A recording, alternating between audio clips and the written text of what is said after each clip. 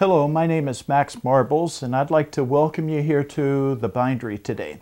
We're located at the historic Thomas K. Woolen Mills in Salem, Oregon.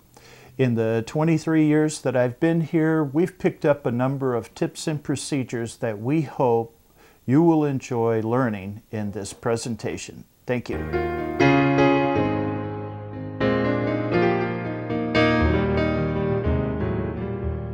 In today's presentation, I'd like to show you how to oil an old leather book. Remember that in using Bookbinders Dressing, you can apply these same tips and techniques for an old purse, a ball glove, any fine leather object that you have. Bookbinders Dressing is a product that is based on a formula that's over 500 years old. This stuff really works. It's truly the ultimate food for leather. So let's get into our presentation. Let's start up. Here I'm opening the can of Bookbinders Dressing. I like to use cotton wool, which is simply cotton balls. Get some of the dressing onto the cotton and start your application. Here we'll start with the spine, just smooth it out, work it into any crevices or cracks. This particular book's been rebacked in calf, and the original leather, which has been superimposed on top, is very dry. So we'll just give it a little extra.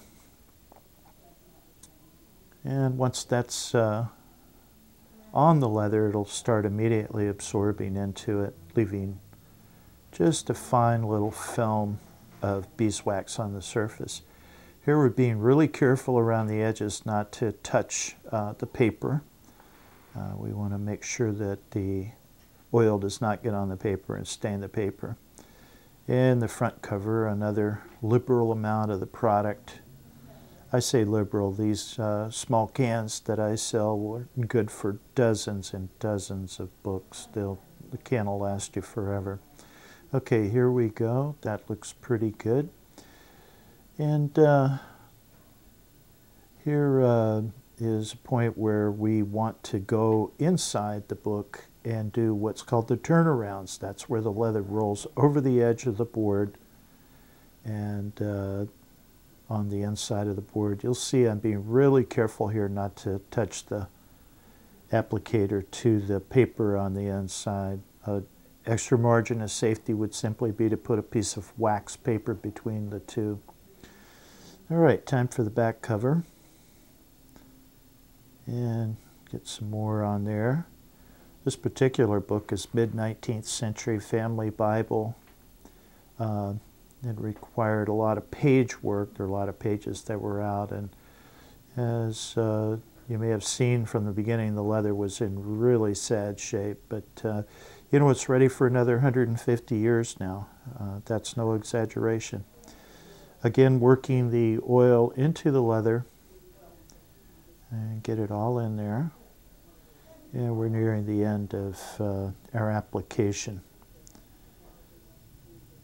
Let us not forget our turnarounds. You can see that there's a pasted paper fly and a paper fly on the right-hand side, so exercise a bit of care when putting on the oil not to have it migrate into the paper. That's looking pretty good there.